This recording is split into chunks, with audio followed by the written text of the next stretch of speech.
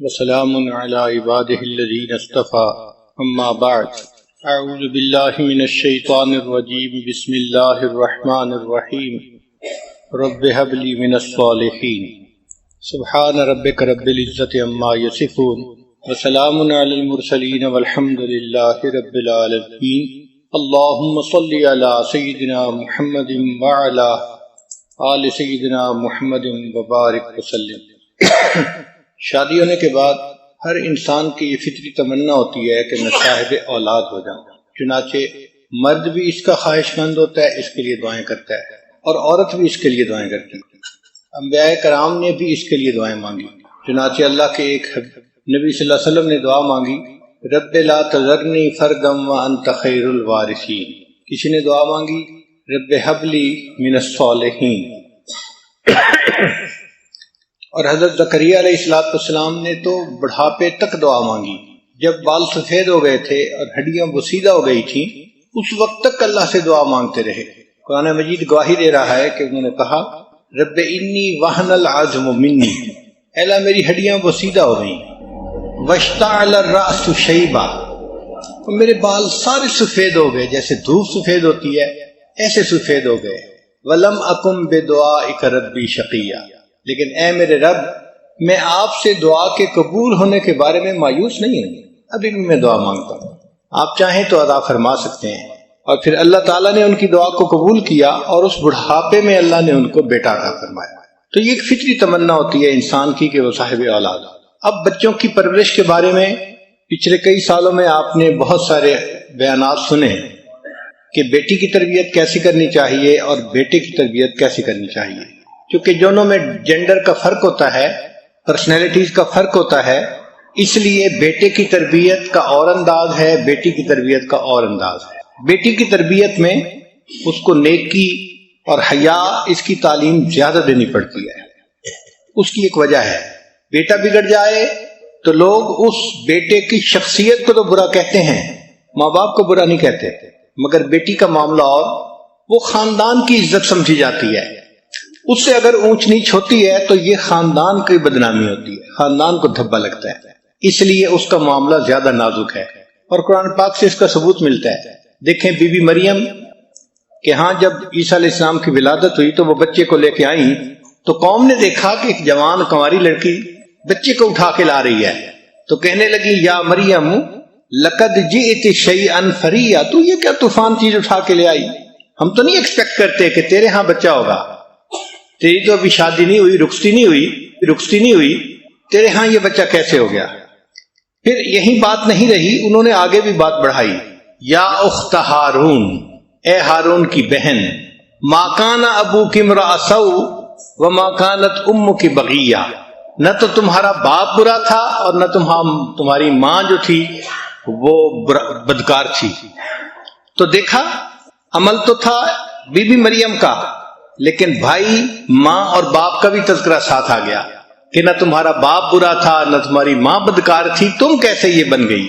تو چونکہ خاندان کی بدنامی ہوتی ہے اس لیے بچیوں کی تربیت ایک حساس معاملہ ہے۔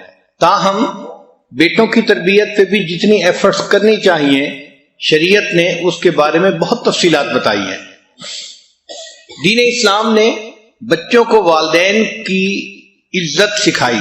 دنیا کے باقی معاشرے کو دیکھیں تو آپ کو بہت اونچ نیچ ملے گی، چونکہ وہ تجربات پہ مبنی معاملے ہوتے ہیں تو دھکے کھاتے ہیں، کبھی ایک فیصلہ کر لیا، پھر وقت نے بتایا کہ غلط تھا، پھر اس کو بدل کے دوسرا فیصلہ کر لیا۔ تو یہ جتنے اس قسم کے انسانی بنائے ہوئے قانون ہیں یہ ٹائم ٹیسٹ کے اوپر فیل ہو جاتے ہیں، وقت کے ساتھ فیل ہو جاتے ہیں۔ چنانچہ ایک ایسا وقت بھی آیا کہ کفر نے یہ فیصلہ کیا کہ نوجوان بچوں کو اپنی زندگی گزارنے کی فریڈم دینی چاہیے، اور یہ جو ماں باپ ہر وقت ان کے سر پہ سوار ہیں ان کا تعلق الگ کرنا چاہیے۔ چنانچہ انہوں نے کہا جی کہ اگر کوئی ماں باپ بوڑھے ہو جائیں گے تو حکومت ان کو اولڈ ایج ہوم میں رکھے گی، ان کا خرچہ کرے گی، ماں باپ کے لیے بچوں کو پریشان ہونے کی ضرورت نہیں ہے، وہ اپنی زندگی گزاریں۔ اور اس میں بچے ماں باپ سے بالکل آزاد ہو گئے۔ معاملہ یہاں تک پہنچا کہ ہمارے ایک پروفیسر تھے سول انجینئرنگ کے، انہوں نے یو کے سے انجینئرنگ کی ڈگری کی، وہ کہنے لگے کہ ایک انگریز میرا دوست تھا، میں کبھی کبھی اس کے دفتر جایا کرتا تھا، تو ایک دن میں دفتر گیا تو میرے بیٹھے بیٹھے اس کی سیکرٹری آئی اور اس نے کہا کہ سر ہاسپٹل سے آپ کے لیے کال ہے۔ اب ہم لوگوں کی تو طبیعتیں ایسی ہیں کہ ہاسپٹل کا نام آ جائے تو فوراً متوجہ ہوتے ہیں کہ خیر تو ہے، کیوں ہاسپٹل سے کال آئی؟ تو وہ کہنے لگا کہ میں نے اپنے دوست سے پوچھا کہ کیا ہوا، ہاسپٹل سے کیوں کال آئی ہے؟ تو وہ بڑا ریلیکس تھا، کہنے لگا کہ کوئی بات نہیں، میرے والد بیمار تھے، ہاسپٹلائز تھے، اور ابھی ابھی ڈاکٹر کا فون آیا ہے کہ ان کی وفات ہو گئی۔ کہنے لگا میں حیران ہوا کہ نوجوان بیٹے کو باپ کی وفات کی خبر ملے اور وہ ٹس سے مس نہیں۔ تو میں نے اسے کہا کہ اچھا پھر میں چلتا ہوں، چونکہ آپ کو تو جانا ہوگا۔ وہ کہنے لگا نہیں نہیں آپ بیٹھیں، مجھے نہیں جانا۔ میں نے کہا آخر ان کی ڈیڈ باڈی لینا، ان کو کفن دفن کا سلسلہ۔ تو کہنے لگا نہیں نہیں، میں نے ڈاکٹر کو فون کر دیا ہے کہ میں بزی ہوں، وہ کسی سیمیٹری سروسز کمپنی کو فون کر دے، وہ لوگ اس کو لے جائیں گے، کفن بھی دے دیں گے اور اس کو دفن بھی کر دیں گے۔ اینڈ میں نے اسے کہا ہے کہ send the bill to me for payment, کہ بل مجھے بھیج دینا، میں اس کی پیمنٹ کر دوں گا۔ اب یہ بھی ایک معاشرہ ہے کہ جس میں باپ اور بیٹے کا یہ تعلق ہے کہ جوان بیٹے کے پاس اتنی بھی فرصت نہیں کہ وہ ہاسپٹل جا کے اپنے باپ کا آخری مرتبہ چہرہ دیکھ لے۔ وہ کہتے ہیں کہ جی میں نے انہیں کہہ دیا ہے کہ تم اس کو دفن کر دینا اور بل بھیج دینا، میں اسے پے کر دوں گا۔ 1985 کے قریب کی بات ہے، امریکہ کی ایک ریاست ہے کنیکٹیکٹ، وہاں پر ایک ماں نے اپنے بیٹے کے اوپر کیس کیا۔ ماں نے کیس یہ کیا کہ میرا خاوند فوت ہو گیا اور میں اپنے جوان بیٹے کے ساتھ ایک گھر میں رہتی ہوں، اور میرا کیس یہ ہے کہ میرے اس بیٹے نے ایک کتا پالا ہوا ہے، یہ دن میں تقریباً 2 سے 3 گھنٹے اس کتے کے ساتھ گزارتا ہے، اس کو نہلاتا ہے، اس کو کھانا کھلاتا ہے، اس کو بھاگنے کے لیے باہر لے کے جاتا ہے، 2 سے 3 گھنٹے یہ اس کے ساتھ سپینڈ کرتا ہے۔ میں اس کی ماں ہوں، میں اسے کہتی ہوں کہ بیٹا دن میں 5 منٹ کے لیے میرے کمرے میں بھی آ جاؤ تاکہ تمہیں چہرہ دیکھ سکوں، اور یہ میری بات نہیں مانتا۔ تو عدالت اس کو حکم دے کہ دن میں 5 منٹ کے لیے یہ مجھے ضرور ملا کرے، مجھے چہرہ تو دکھا دیا کرے۔ اب اس پہ بیٹے نے بھی وکیل کیا اور ماں نے بھی وکیل کیا، اور اس کی جو پروسیڈنگز تھیں وہ ٹی وی کے اوپر پوری قوم کو دکھائی گئی، اور 1 سال تقریباً لمبا کیس چلنے کے بعد جج نے فیصلہ یہ کیا کہ کتا چونکہ لڑکے نے خود پالا ہے، کتا اس کی ذمہ داری ہے، لائبلٹی ہے، 3 گھنٹے لگتے ہیں یا 5 گھنٹے لگتے ہیں اس کو لگانے پڑیں گے، کتے کا خیال رکھنا پڑے گا۔ رہ گئی بوڑھی ماں تو یہ بچے کی کوئی لائبلٹی نہیں ہے، اگر کوئی مسئلہ ہے تو اپلیکیشن دی جائے تو حکومت اس کو اولڈ ایج ہوم میں بھیج دے گی اس عورت کو۔ ہم بچے کو نہیں کہہ سکتے کہ وہ 5 منٹ کے لیے اپنی ماں کے پاس ضرور جائے، بچے کی اپنی مرضی ہے، جائے یا نہ جائے۔ اب جہاں ماں اور بیٹے کا یہ تعلق ہوگا وہاں ماں باپ کی کیا عزت اور قدر رہی۔ جب انہوں نے دیکھا کہ بچے بالکل ہی ماں باپ سے کٹ گئے اور ماں باپ کو جواب دیتے ہیں کہ you spend your life, let me spend my life, تو پھر انہیں محسوس ہوا کہ نہیں، ہم نے ٹو مچ کر لیا ہے، بچوں کو اتنی آزادی نہیں دینی چاہیے، یہ ینگ بلڈ غلط ڈیسیژن لے لیتا ہے، تو ان کو کوئی نہ کوئی سرپرست ہونا چاہیے، کوئی نہ کوئی سمجھانے والا ہونا چاہیے۔ چنانچہ آج کل کفر کے ماحول میں جو ریسرچز آ رہی ہیں اس میں نئے سرے سے پھر بچوں کو کہا جا رہا ہے کہ تم اپنے ماں باپ کے ساتھ اچھا سلوک کرو اور ان کے ساتھ تعلق رکھو اور ان کی باتوں کو سنا کرو۔ چنانچہ ایک ریسرچ ہے duties of a son toward the parents, یہ کفر کی دنیا کی ریسرچ ہے۔ وہ کہتے ہیں کہ you should serve your parents, تم اپنے ماں باپ کی خدمت کرو۔ Don't forget parents are getting old, یہ نہ بھولو کہ ماں باپ وقت کے ساتھ ساتھ بوڑھے ہو رہے ہیں تو ان کو خدمت کی زیادہ ضرورت ہے۔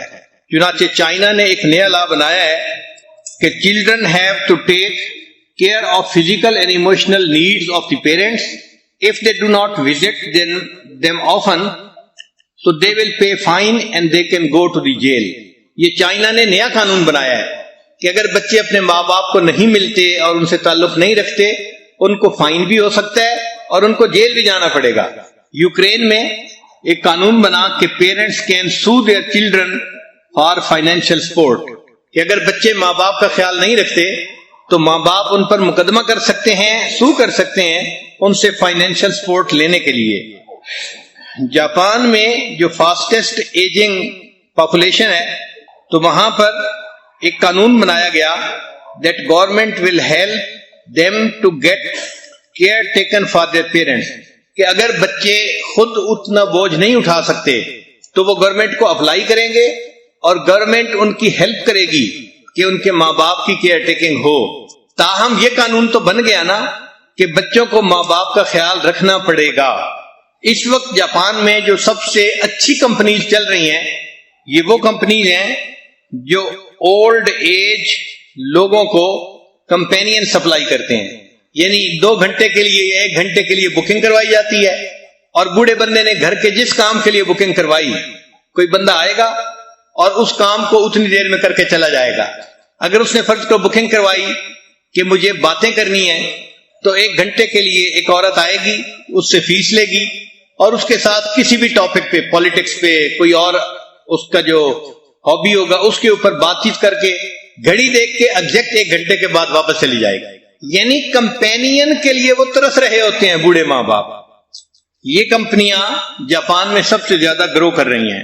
فرانس اور جرمنی نے اب نیا قانون بنایا ہے that government has to take care of the elderly people, کہ گورنمنٹ بوڑھے لوگوں کی اب کیئر ٹیکنگ خود کرے گی.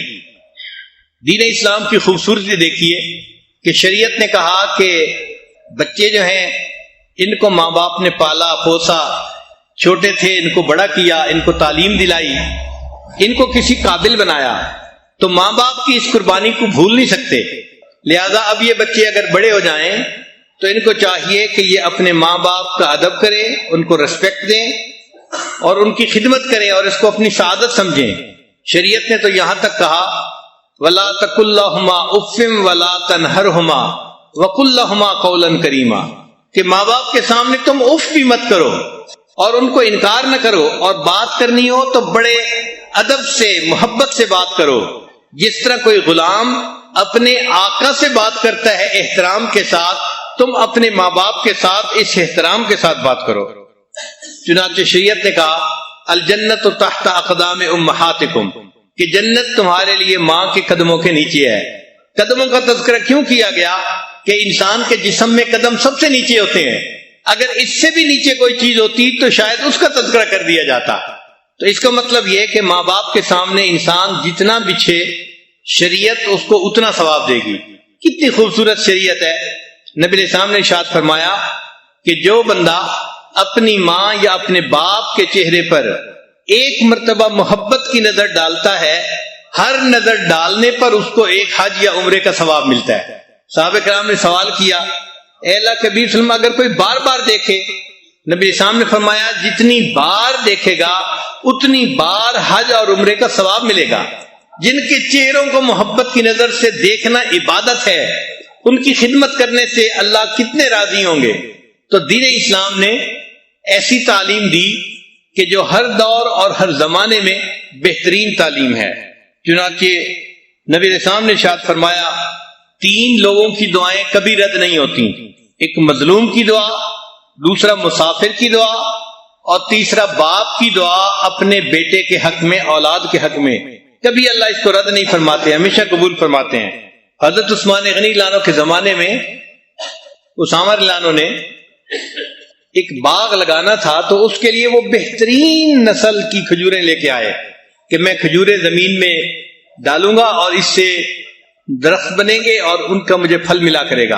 اور اس کے لیے انہوں نے 1000 درہم یا دینار جو بھی کرنسی تھی وہ خرچ کی. جب وہ گھر کھجوروں کی بوریاں آئیں تو والدہ کو پتہ نہیں تھا. والدہ نے کھجوریں دیکھ کے ان کو ٹیسٹ کیا تو ان کو اچھی لگی. حضرت اسامہ لانو نے اپنی والدہ کو بتانا بھی گوارا نہ کیا کہ امی یہ میں نے باغ لگانے کے لیے بیج کے طور پہ منگائی ہیں, کھانے کے لیے نہیں ہے. 1000 درہم کی کھجوریں ان کی والدہ نے کھا لی اور وہ خاموش رہے. کسی نے پوچھا کہ آپ نے باغ لگانا تھا, وہ کہنے لگے کہ مجھے باغ لگانے کی اتنی خوشی نہ ہوتی جتنی خوشی مجھے اس بات کی ہے کہ میری والدہ کو کھجوریں پسند آئیں اور انہوں نے ان کو کھا لیا. حضرت ابو ہریرہ رضی اللہ تعالیٰ عنہ کے بارے میں آتا ہے کہ جب بھی اپنے گھر سے باہر نکلنے لگتے تھے ہمیشہ پہلے اپنی والدہ کے پاس جاتے تھے, ان کو سلام کرتے تھے, ان کو بتاتے تھے اور پھر گھر سے جاتے تھے. اور جب گھر واپس آتے تھے تو پہلا کام اپنی والدہ کو سلام کر کے بتاتے تھے. اتنا اپنی والدہ کا وہ احترام فرماتے تھے. سیدنا امام اعظم ابو حنیفہ رحمۃ اللہ علیہ اپنی والدہ کا بہت احترام کرتے تھے. اللہ کی شان کہ امام اعظم تو جوانی کی عمر میں بہت بڑے فقیہ بن گئے تھے اور ان کا فتویٰ چلتا تھا. 120 ہجری سے امام اعظم کا فتویٰ چلنا شروع ہوا. باقاعدہ وہ اپنے استاد کی مسند پر بیٹھ گئے اور ان کا باقاعدہ فتویٰ چلتا تھا. 120 ہجری سے ان کا چلنا شروع ہوا. اب گھر میں کئی والدہ کو مسئلہ پوچھنا ہوتا تو والدہ بیٹے سے بھی پوچھ سکتی تھی، لیکن ایک اور عالم تھے، فقیہ تھے جو بڑی عمر کے تھے، اور والدہ کے دل میں ان کی عقیدت تھی کہ بڑے عالم ہیں اور پرانے عالم ہیں تو وہ پکا مسئلہ بتائیں گے. تو والدہ اپنے بیٹے کو کہتی کہ نعمان مجھے ان کے پاس لے چلو، میں نے ان سے کچھ مسائل پوچھنے ہیں. تو امام اعظم رحمت اللہ علیہ اپنی والدہ کے لیے اونٹ منگواتے اور ان کو اونٹ پہ سوار کرتے اور اونٹ کی نکیل خود پکڑتے اور لے کے چلتے. راستے میں امام اعظم کے کئی شاگرد ملتے، وہ کہتے کہ حضرت ہم اونٹ کی نکیل لے کے چلتے ہیں. فرمانے لگے نہیں، میری والدہ سوار ہیں، اب اس اونٹ کی نکیل میں ہی پکڑ کے چلوں گا. جب اس فقیہ کے پاس پہنچتے تو دروازہ کھٹکھٹاتے، وہ باہر آتا تو آپ بتاتے کہ جی میری والدہ آپ سے مسئلہ پوچھنے کے لیے آئی ہیں. اچھا، کئی مرتبہ مسئلہ ایسا ہوتا تھا کہ جو ان کو بھی نہیں آتا تھا تو وہ امام اعظم کو اشارہ کرتے کہ مجھے تو اس کے جواب کا نہیں پتا. تو امام اعظم ابو حنیفہ رحمۃ اللہ علیہ آہستہ آواز سے ان کو مسئلہ بتا دیا کرتے تھے اور پھر وہ اونچی آواز سے امام صاحب کی والدہ کو مسئلہ بتاتے. ساری عمر ایسا ہوتا رہا اور امام صاحب نے اپنی والدہ کو یہ نہ بتایا کہ امی جو مسئلہ پوچھنے جا رہی ہیں وہ آدمی تو مجھ سے پوچھ کے مسئلے کا جواب دیتا ہے. صرف اس لیے خاموش رہے کہ اگر میری والدہ کو تسلی اسی طرح ہوتی ہے تو ان کے دل کی خوشی کا ہونا زیادہ ضروری ہے. ابن سیری رحمت اللہ علیہ، محمد ابن سیری جنہوں نے تعبیر رویا کتاب لکھی، ان کے بارے میں ان کی بہن حفصہ بنت سیری کہتی ہیں کہ اپنی والدہ سے گفتگو کرتے ہوئے وہ اتنا آہستہ بولتے تھے کہ ہم حیران ہوتے تھے کہ اتنا آہستہ. زندگی بھر انہوں نے اپنی آواز اپنی والدہ کی آواز سے بلند نہیں کی، اتنا ان کا احترام کرتے تھے. ان کی والدہ کو کچھ خاص ڈیزائن اور رنگ والے کپڑے بڑے پسند تھے. تو جب ابن سیرین کو پتہ چلا کہ میری والدہ ایسے کپڑے رنگ والے پہننا پسند کرتی ہے تو وہ رنگریز کے پاس گئے رنگ سیکھنے کے لیے، اور اس کے بعد اپنی والدہ کے کپڑے خود رنگا کرتے تھے تاکہ میری والدہ اس رنگ کے کپڑوں کو پہنے گی اور اس کو خوشی ملے گی. بابا فرید رحمت اللہ علیہ بڑے مشائخ میں سے گزرے ہیں، بہت شیریں زبان تھے، بات ایسے انداز سے کرتے تھے کہ دوسرے بندے کا دل مو لیتے تھے. ایک مرتبہ انہوں نے بڑی محبت سے اپنی والدہ سے بات کی تو ماں نے کہا کہ بیٹا تو بفضل خدا شکر کی طرح شیریں ہی رہے گا. یہ ماں نے دعا دی کہ تو بفضل خدا شکر کی طرح شیریں ہی رہے گا. ماں کی دعا اس طرح قبول ہوئی کہ آج بھی ان کو مرنے کے بعد بابا فرید شکر گنج کہتے ہیں. اللہ نے نام کا حصہ بنا دیا شکر کو. اب ایک نئی ریسرچ ہے، سائنٹیفک ریسرچ کفر کے ماحول میں، کہ آپ اپنے والدین کی خدمت کیسے کر سکتے ہیں.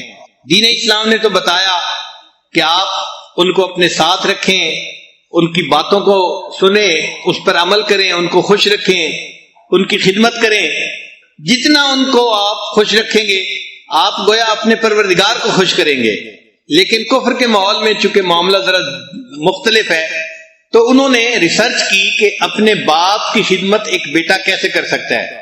چنانچہ پہلی بات وہ کہتے ہیں کہ باپ کی خدمت اس طرح بھی کر سکتا ہے کہ اپنے ماں باپ کے لیے ڈاکٹر سے اپوائنٹمنٹ لی جائے.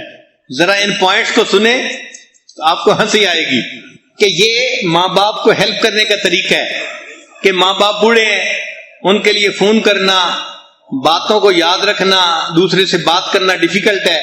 تو اب آپ ان کی ہیلپ کریں کہ ان کے لیے ڈاکٹر سے اپوائنٹمنٹ آپ لیا کریں.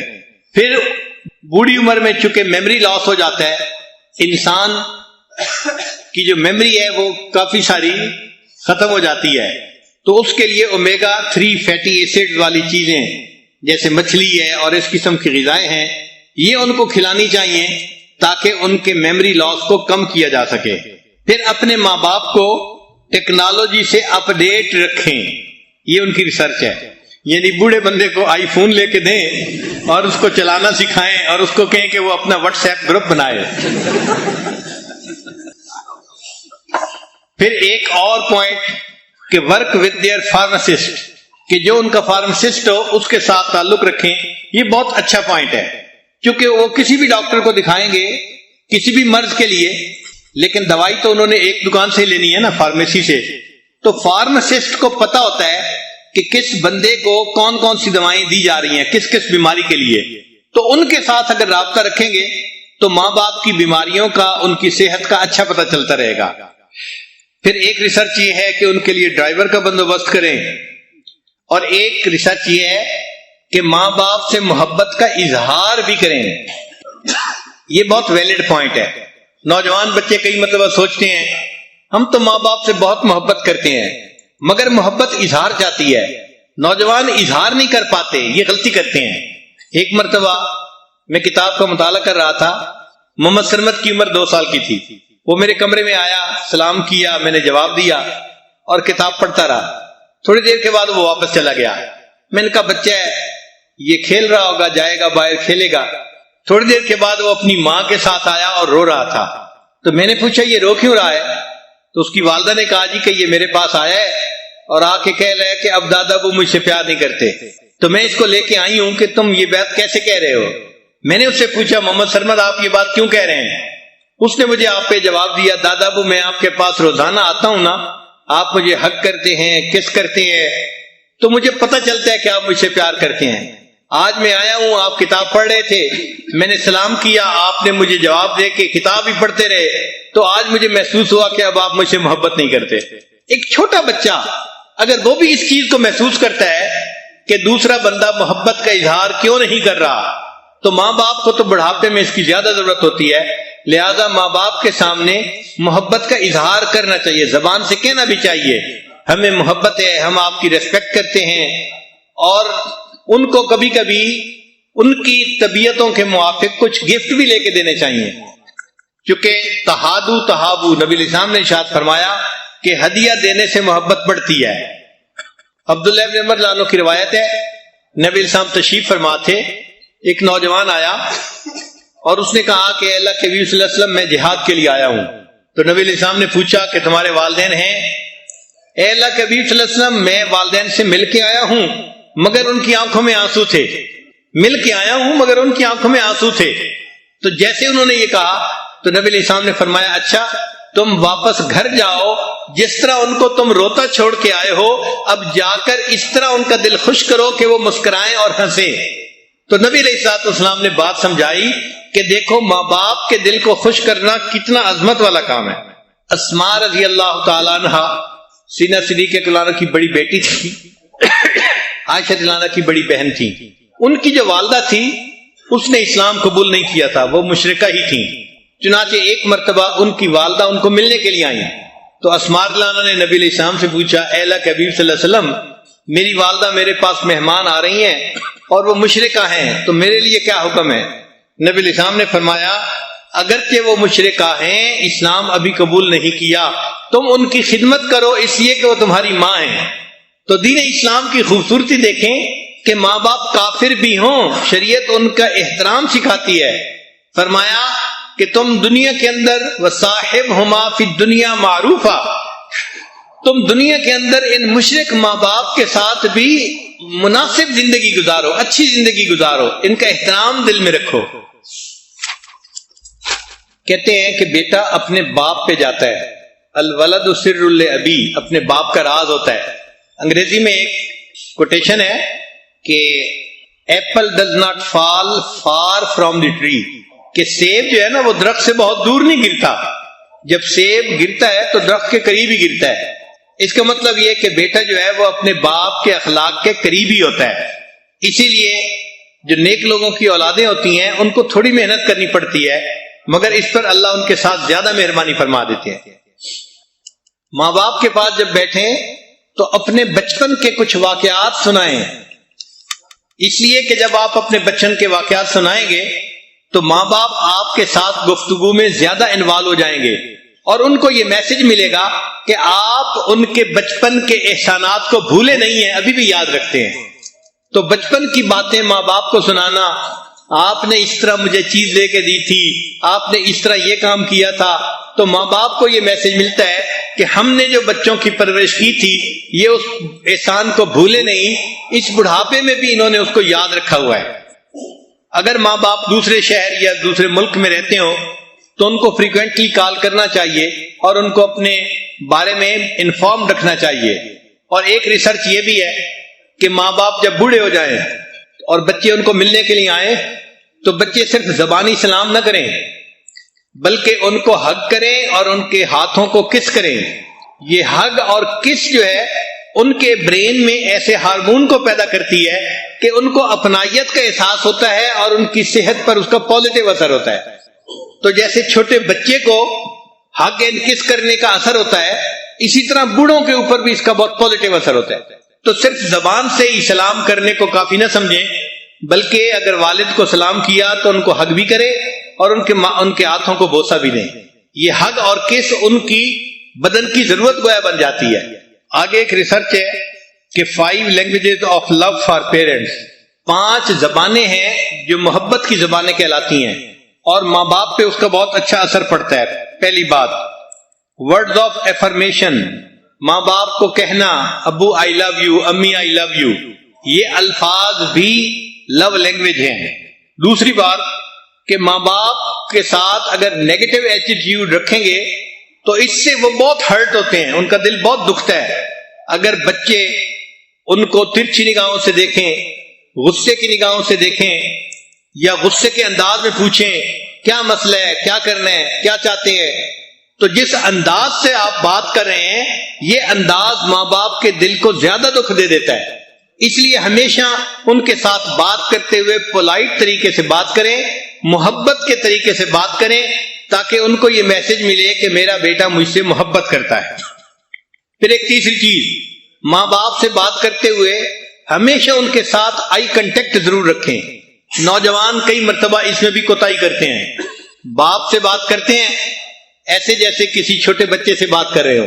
ہمارے یہاں مشہور ہے کہ چند لوگ بیٹھے بات کر رہے تھے تو ایک نوجوان جو باتوں میں کافی دلچسپی لے رہا تھا اس کے والد بھی آ گئے۔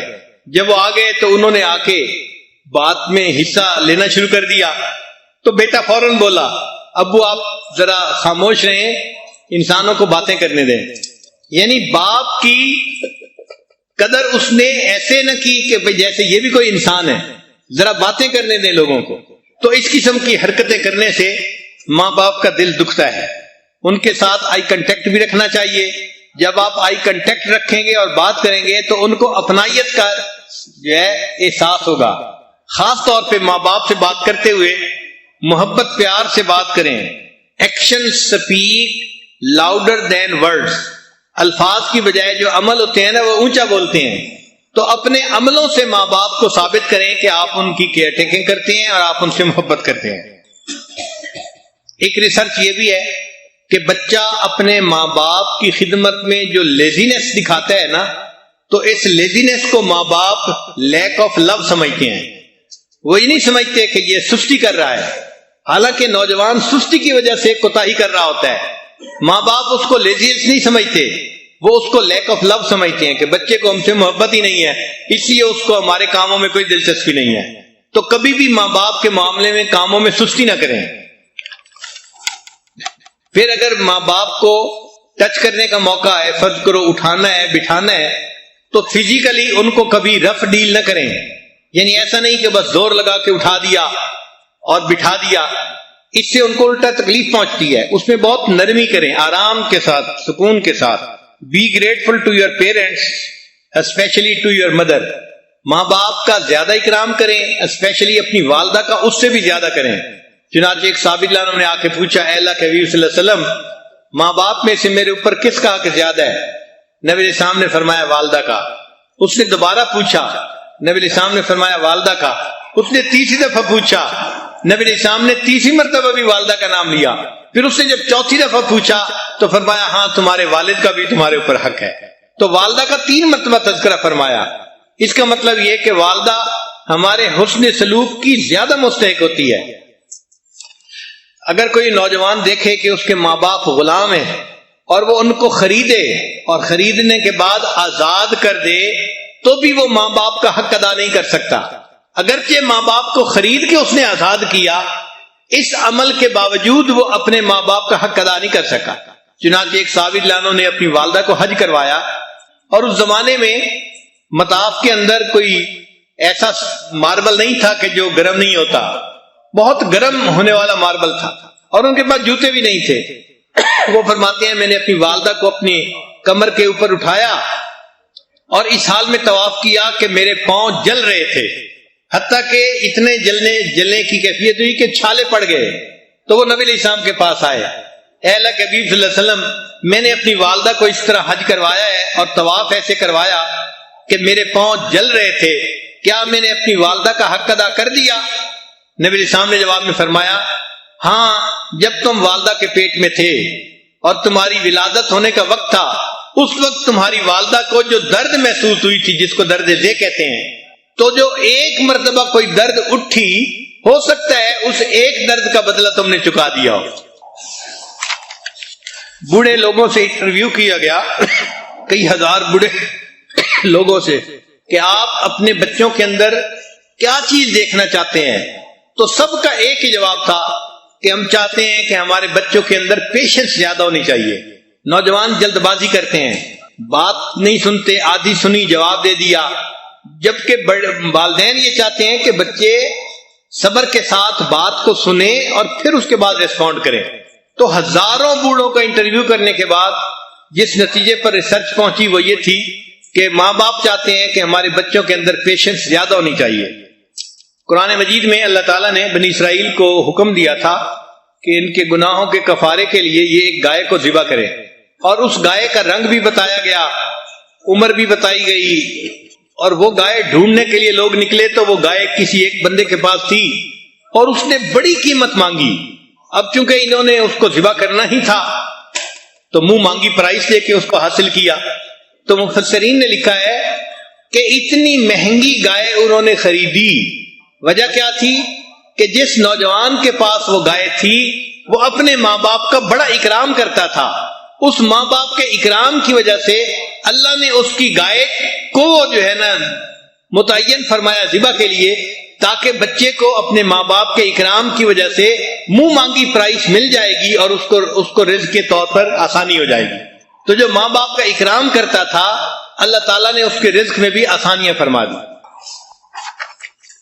حضرت موسیٰ علیہ السلام پر اللہ تعالیٰ نے وحی نازل فرمائی، بہت سمجھنے سوچنے والی بات ہے کہ اے میرے پیارے موسیٰ علیہ السلام، جو میرا نافرمان ہو مگر ماں باپ کا فرما بردار ہو، میں اس کا نام فرما برداروں میں لکھ دیتا ہوں، اور جو میرا فرما بردار ہو مگر ماں باپ کا نافرمان ہو تو میں اس کا نام اپنے نافرمانوں میں شمار کر لیتا ہوں۔ اچھا، بعض نوجوان پریشانی میں ہوتے ہیں، کیوں کہ وہ دینی مجالس میں آنے کی وجہ سے دینی زندگی اختیار کر لیتے ہیں اور ماں باپ کی طرف سے ان کو کوآپریشن نہیں ملتی، بلکہ ماں باپ سختی کرتے ہیں۔ یہ نوجوان بڑے مشکل میں ہوتے ہیں۔ اب ان نوجوانوں کو چاہیے کہ یہ ماں باپ کے ساتھ روڈ نہ بنے مگر صبر کریں، یہ صبر کے یعنی کیفیت میں ہے، ماں باپ کی سختی پر جو کچھ بھی ہے صبر کریں اور اللہ سے دعائیں مانگیں تاکہ اللہ تعالیٰ ماں باپ کے دل میں محبت بڑھا دے اور وہ سختی کرنا چھوڑ دیں۔ کئی نوجوان چھوٹی چھوٹی باتوں پر ماں باپ کے ساتھ سختی سے بات کرتے ہیں، جھگڑا کرتے ہیں، ایسا نہیں کرنا چاہیے۔ ماں باپ کو اللہ نے جو رتبہ اور درجہ دیا ہے اس کو سامنے رکھیں، تو باپ کی خوشی میں اللہ نے فرمایا کہ میری خوشی ہے، اور باپ کی ناراضگی میں اللہ نے فرمایا کہ میری ناراضگی ہے۔ اس لیے حدیث پاک میں ہے کہ نبی علیہ السلام ممبر پر چڑھنے لگے تو فرمایا آمین، پھر فرمایا آمین، پھر فرمایا آمین۔ صحابی نے پوچھا اے اللہ کے حبیب صلی اللہ علیہ وسلم، آج یہ کیا معاملہ ہوا؟ تو نبی علیہ السلام نے فرمایا کہ جب میں ممبر پر چڑھنے لگا تو جبریل علیہ السلام میرے پاس آئے تھے اور انہوں نے آ کے 3 بددعائیں کی اور میں نے تینوں بددعاؤں کے اوپر آمین کہی۔ اب آپ غور کریں، ماں جتنی بھی بچے سے ناراض ہو بچے کو بددعا نہیں دیتی، بددعا تو کوئی نیک ماں تب دے گی نا جب بہت آخیر ہو جائے گا، اور اللہ کے حبیب صلی اللہ علیہ وسلم تو امت کے اوپر بہت رحیم و کریم تھے، تو آپ صلی اللہ علیہ وسلم تو بددعا کے اوپر آمین نہیں فرما سکتے تھے، لیکن یہ کام تھے ہی ایسے کہ اللہ کے حبیب صلی اللہ علیہ وسلم نے بھی اس بد دعا کے اوپر آمین فرمائی۔ وہ 3 بد دعائیں کون سی تھیں؟ جبریل السلام نے کہا اے اللہ کے حبیب صلی اللہ علیہ وسلم، برباد ہو جائے وہ شخص جس نے رمضان کا مہینہ پایا اور اس نے اپنی بخشش نہ کروائی۔ نبی علیہ السلام نے فرمایا آمین۔ اس لیے کہ رمضان میں جو بندہ اللہ کے سامنے سچی توبہ کرتا ہے، اللہ اس بندے کو اپنے در سے خالی نہیں لوٹاتے، اور جو رمضان کے اس رحمت بھرے مہینے میں بھی اپنی بخشش نہ کروا سکا، یہ تو بہت شقی انسان ہے، بدبخت ہے۔ تو نبی علیہ السلام نے اس پر آمین فرما دی۔ اور دوسری بات، جبریل علیہ السلام نے کہا برباد ہو جائے وہ شخص جس نے اپنے ماں باپ کو بڑھاپے کی حالت میں دیکھا اور پھر اس نے ان کی خدمت کر کے اپنی بخشش نہ کروائی۔ تو نبی علیہ السلام نے فرمایا آمین۔ اور تیسری بد دعا کہ برباد ہو جائے وہ شخص جس کے سامنے آپ کا ذکر مبارک ہوا اور اس نے آپ کے اوپر درود شریف نہ پڑھا۔ تو سوچئے کہ ماں باپ کو بڑھاپے میں پانا اور پھر اپنی بخشش نہ کروانا یہ کتنا بڑا جرم ہے۔ حدیث مبارکہ میں ہے کہ 3 طرح کے لوگوں کو اللہ تعالیٰ قیامت کے دن رحمت کی نظر سے نہیں دیکھیں گے، یعنی 3 گناہگار ایسے ہوں گے اللہ تعالیٰ ان کا چہرہ دیکھنا بھی پسند نہیں فرمائیں گے۔ ان میں سے ایک جو ماں باپ کا نافرمان ہوگا، اللہ تعالیٰ اس کا چہرہ بھی نہیں دیکھیں گے۔ یہ اتنا بڑا گناہ ہے۔ ایک حدیث مبارکہ میں ہے کہ 4 بندے جنت میں کبھی داخل نہیں ہوں گے، یعنی یہ نہیں ہوگا کہ جہنم میں گئے اور کچھ عرصہ سزا کے بعد پھر جنت میں۔ حدیث پاک ہے کہ وہ جنت میں داخل ہی نہیں ہوں گے۔ ایک سود کھانے والا، دوسرا شراب پینے والا، تیسرا یتیم کا مال کھانے والا، اور چوتھا ماں باپ کا نافرمان انسان۔ یہ 4 بندے جنت میں کبھی داخل نہیں ہوں گے۔ اللہ تعالیٰ نے 7 بندوں پر لعنت فرمائی ہے، اور ان 7 بندوں میں سے ایک وہ ہے جو ماں باپ کا نافرمان ہوتا ہے، اس پر اللہ تعالیٰ نے لعنت فرمائی ہے۔ کئی گناہ ایسے ہیں کہ جن کی سزا آخرت میں ملتی ہے۔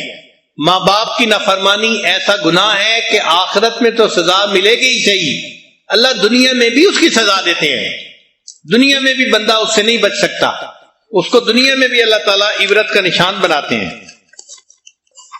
اب ایک اور ریسرچ سن لیجیے، 8 things not to do۔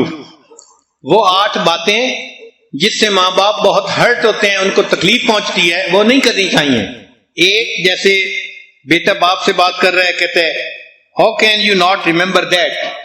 آپ کو کیسے یہ بات یاد نہیں؟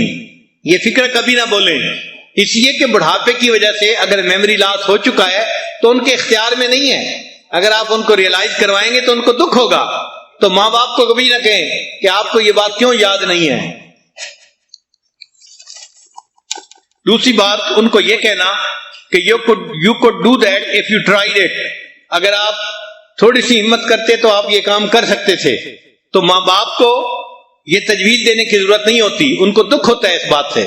ہمارے حضرت رحمۃ اللہ فرمایا کرتے تھے کہ بڑھاپا ایسی بیماری ہے کہ بندہ بتا بھی نہیں سکتا کہ مجھے کہاں تکلیف ہے۔ کئی مرتبہ تو پورا جسم ہی تکلیف کی حالت میں ہوتا ہے، حتیٰ کہ ایک آدمی بیٹھا ہوا ہے اور وہ چاہتا ہے کہ میں لائٹ آن کروں، تو اس کے اندر اتنی ہمت نہیں ہوتی کہ وہ اٹھ کے بجلی کا بٹن دبا سکے، چھوٹا سا کام ہے۔ لیکن بڑھاپے کی وجہ سے کئی مرتبہ ایسا بھی نہیں ہوتا۔ تو ایسی صورت میں اگر بچہ کہے گا آپ تھوڑی سی ہمت کرتے تو آپ یہ کر سکتے تھے، تو اس سے ماں باپ کو دکھ ہوتا ہے، ایسی بات نہیں کرنی چاہیے۔ پھر ایک فکرہ، I showed you yesterday how to use this machine۔ Kitchen کی کوئی مشین ہے یا سیل فون ہے یا کوئی اور ایسی چیز ہے، وہ آپ نے اپنے والد کو بتایا کہ اس کو یوں کرنا ہے۔ اب اگر وہ دوبارہ پھر آپ سے پوچھتے ہیں تو آپ ان کو یہ مت کہیں کہ I showed you yesterday how to use this machine۔ بھول جاتے ہیں، اس لیے ان کو اگر دوبارہ پوچھیں تو دوبارہ بتا دینا چاہیے۔ ایک اور بھی فکرہ کہ daddy you already told me that۔ کئی مرتبہ ماں باپ کوئی بات کرتے ہیں تو وہ بھول جاتے ہیں کہ ہم نے بات کی یا نہیں کی، تو وہ دوبارہ پھر بات کر دیتے ہیں، تو بچے تنگ ہوتے ہیں۔ آپ نے پہلے بھی تو یہ بات کی ہے بھائی، اگر پہلے بھی بات کی ہے اور دوبارہ پھر کر دی تو کون سا نقصان ہو گیا؟ آپ خاموشی سن لیں۔ انگریز معاشرے میں تو ماں باپ کے سامنے نوجوان بہت عجیب عجیب باتیں کر دیتے ہیں۔ چنانچہ ریسرچ میں انہوں نے لکھا کہ ہزاروں بوڑھوں کا جب انٹرویو کیا گیا تو انہوں نے کہا کہ ہمیں بچے کی اس بات سے بڑا دکھ ہوا کہ اس نے ہمیں کہا کہ I want your property after you die۔ تو بچے کی اس بات سے ماں باپ کو بہت دکھ ہوتا ہے اس کو ہمارے ساتھ تعلق نہیں، اس کی نظر ہمارے مال پیسے پہ ہے۔ مسلمان معاشرے میں تو بچے ایسی بات نہیں کرتے عام طور پہ، الا کہ کوئی بہت ہی بگڑا ہوا نوجوان ہو، مگر کفر کے معاشرے میں ایسی باتیں کرتے ہیں۔ کئی مرتبہ بوڑھے لوگ بچوں کے نام کنفیوز کر جاتے ہیں، ان کے لیے بچوں کے نام یاد رکھنے مشکل ہو جاتے ہیں، تو وہ نام ذرا الٹا لے لیں گے یا بدل کے لے لیں گے۔ تو ماں باپ کو اس پر غصے کا اظہار ماں باپ کے سامنے نہیں کرنا چاہیے کہ ہم نے آپ کو پہلے سے بتایا تھا کہ ہماری بیٹی کا یہ نام ہے، آپ یہ کیوں پکار رہے ہیں؟ تو بڑھاپے کی وجہ سے نام بھول جانا یا ملتا جلتا نام لے لینا یہ کوئی بڑی بات نہیں ہوتی، اس پہ ان کے ساتھ روڈلی بیہیو نہیں کرنا چاہیے۔ اور ریسرچ کا آخری پوائنٹ کہ ماں باپ کو بلیم مت کریں، آپ کی وجہ سے یہ ہوا اور اس وجہ سے یہ ہوا، آپ نے ایسے کیا تو یہ ہو گیا۔ ماں باپ کو بڑھاپے میں کبھی بلیم مت کریں، اس سے ان کو تکلیف ہوتی ہے، وہ ہرٹ ہوتے ہیں۔ ماں باپ کے اوپر اگر کسی کو پیسہ خرچ کرنے کا موقع ملے تو اس کو اپنی سعادت سمجھنی چاہیے کہ اللہ تعالیٰ نے مجھے زندگی میں یہ سعادت بخشی کہ میں اپنے ماں باپ پر اپنا کچھ پیسہ خرچ کر رہا ہوں، چاہے ان کے علاج معالجے پہ خرچ کریں، چاہے ان کے ضروریات زندگی پوری کرنے پہ خرچ کریں، اس کو اپنی سعادت سمجھیں، خرچ بھی کریں اور الٹا ان کے احسان مند بھی ہوں کہ انہوں نے ہم سے یہ خدمت قبول کر لی ہے۔ صرف پیسے کی بات نہیں ہوتی، پیسے کے ساتھ جو ایموشنز ہوتے ہیں نا وہ بہت اہم ہوتے ہیں۔ چنانچہ ایک سٹوری ہے کہ ایک نوجوان نے سوچا کہ میرے ماں باپ 200 میل دور رہتے ہیں، چلو میں آج ایک پھولوں کا بکے لے کے ان کو بائی پوسٹ بھیج دیتا ہوں، جب ان کو پھول ملیں گے اور اس کے اوپر میرا نام لکھا ہوگا تو ان کا دل خوش ہو جائے گا۔ اب یہ نوجوان پھولوں کی دکان پہ پھول لینے کے لیے گیا، اس نے اچھا گلدستہ ایک ڈھونڈ لیا کہ میں ماں باپ کو یہ بھیجوں گا۔ جب نکلنے لگا تو اس نے ایک چھوٹی بچی کو دیکھا جو 3-4 سال کی عمر کی تھی، وہ کھڑی رو رہی تھی۔ تو اس نے اس سے پوچھا کہ بچی تم کیوں رو رہی ہو؟ اس نے کہا کہ میں اپنی امی کو پھول دینا چاہتی ہوں اور پھولوں کا گلدستہ $2 کا آتا ہے اور میرے پاس $1 ہے، تو میں چونکہ خرید نہیں پا رہی اس لیے میں رو رہی ہوں۔ اس نوجوان نے کہا کوئی بات نہیں، $1 میں دے دیتا ہوں، تم پھول لے کے اپنی امی کو جا کے دو۔ تو بچی وہ پھول لے کے خوش ہو گئی۔ جب بچی نے بھی پھول لے لیے اور وہ بھی نکلنے لگی اور نوجوان بھی نکلنے لگا تو نوجوان نے کہا کہ تم کہاں جاؤ گی؟ میرے پاس گاڑی ہے، میں تمہیں چھوڑ دیتا ہوں۔ تو بچی نے کہا ٹھیک ہے آپ مجھے چھوڑ دے۔ تو اس نوجوان نے اس چھوٹی بچی کو اپنے سامنے ساتھ والی سیٹ پر بٹھا لیا اور پوچھا کہ تم نے کہاں جانا ہے؟ اس لڑکی نے آبادی کی بجائے شہر سے باہر کی جگہ بتائی۔ نوجوان گاڑی چلاتا رہا، تھوڑی دیر کے بعد قبرستان آ گیا۔ وہ بچی گاڑی سے اتری اور ایک قبر کے اوپر گئی اور اس نے وہ پھول اس قبر کے اوپر رکھے اور اس نے اس کو بتایا کہ یہ میری ماں ہے، یہ چند دن پہلے فوت ہو گئی، اب مجھے جب بھی کچھ پیسے ملتے ہیں میں ان کے پھول خریدتی ہوں اور اپنی ماں کی قبر پہ آ کے رکھتی ہوں۔ تو جب بچی نے بتایا تو اس نوجوان کو خیال آیا کہ میں تو اپنے ماں باپ کو گلدستہ بائی ڈاک بھیج رہا تھا اور یہ بچی اپنی مردہ ماں کی قبر پہ آ کے پھول رکھ رہی ہے، مجھ سے تو یہ بہتر ہے، کیوں نہ میں اپنے ماں باپ کو جا کے اپنے پھول خود پیش کروں۔ چنانچہ ویکینڈ پہ اس بچے نے 200 کلومیٹر کا سفر کیا اور اپنے ماں باپ کو پھول جب اپنے ہاتھوں سے پیش کیے تو اس کو ماں باپ کی دعائیں ملی اور ماں باپ کا دل خوش ہوا۔ تو پیسہ بھی خرچ کریں مگر اس کے ساتھ محبت کا اظہار بھی کریں تاکہ ان کے دلوں کو خوشی نصیب ہو۔